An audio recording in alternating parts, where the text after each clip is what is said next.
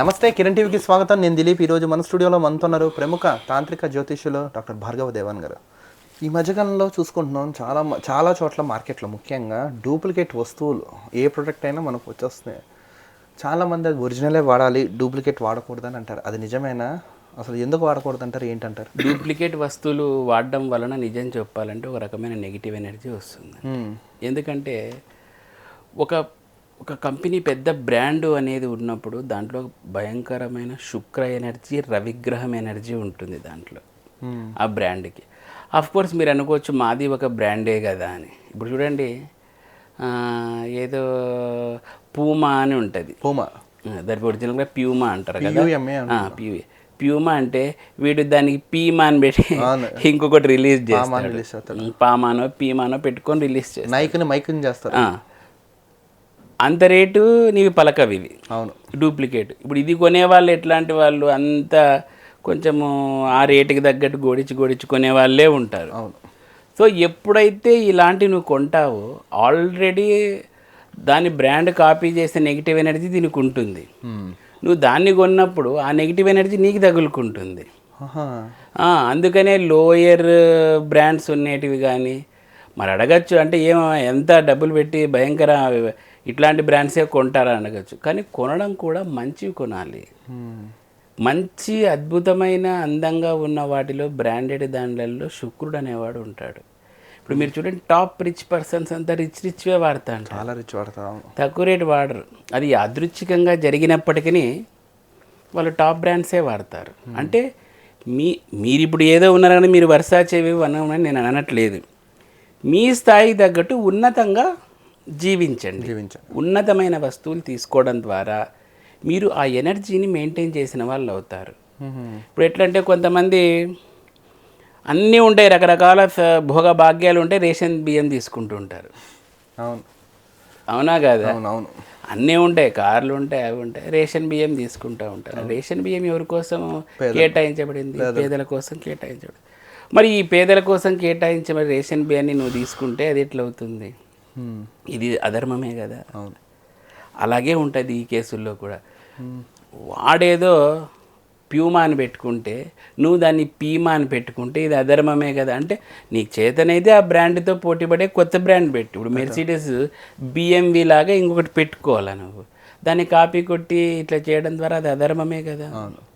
దాన్ని మరి నువ్వు ప్రోత్సహించినట్టు నీది ఇంకా అధర్మము. మరి మీరు అడగచ్చు, కాదండి ఎవరి స్థాయికి తగ్గట్టు. ఇక్కడ స్థాయిల కంటే కూడాను వీడి దగ్గర ఉంటుంది డబ్బులు పెట్టి కొనేది, కానీ అదే పనికే కకృతికి డబ్బుల దగ్గర కకృతి ఉంటారు. అలాంటప్పుడు శుక్రుడు ఇట్లాంటి వాటి దగ్గర శుక్రుడు పట్టేసేది, ఇట్లాంటి వాటి దగ్గర శుక్రుడు పట్టేస్తాడు. దాని ద్వారా ఏమవుతుంది? ధన నష్టము, రవిగ్రహ నష్టము, పితృదోషాలు అంటుకుంటాయి, ఉన్న నేమంతా గబ్బులేసిపోతుంది వాడిది. ఇలాంటివన్నీ జరుగుతాయండి. డీఫేమ్ అయిపోతారు వాళ్ళు.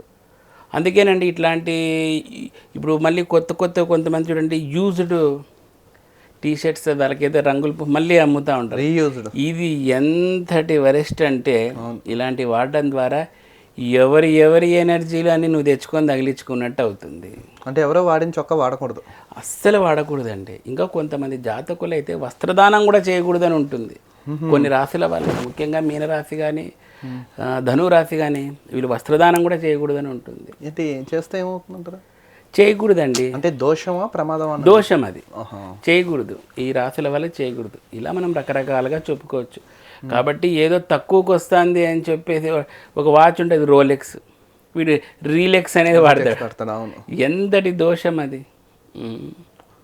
సో ఒరిజినల్ వాడతా మనకు ఆ పాజిటివ్ ఎనర్జీ కూడా అలానే ఉంటుందంటారు. అయితే పురాణాల్లో కూడా కొంతమంది అదే పనికే, ఇంద్రుడు చూడండి మాయావేషంలో వేరే వాళ్ళ ద్వారా వేరే రూపంలో వచ్చి డూప్లికేట్ రూపంలో శపించబడిన సందర్భాలు కూడా ఉన్నాయి కదా.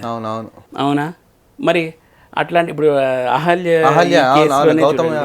అంటే డూప్లికేట్ కాపీ అనేది ఎంతటి ప్రమాదం చూడండి. అవునా? లాస్ట్కి శపించబడినాడా లేదా? అలాగే అవుతాయి మీ జీవితాలు కూడా.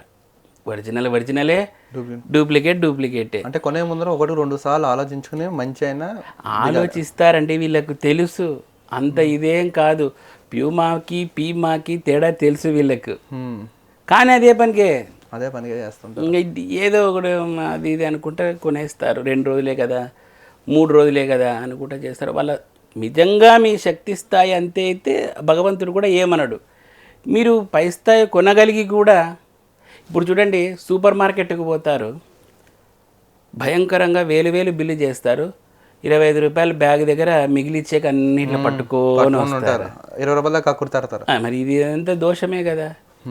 అంటే లక్షలు వేలు పోతారు ఒక సూపర్ మార్కెట్కు పోతే, మరి 20 రూపాయల బ్యాగ్ దగ్గర కకృతి పడితే ఇంకా ఏమిది.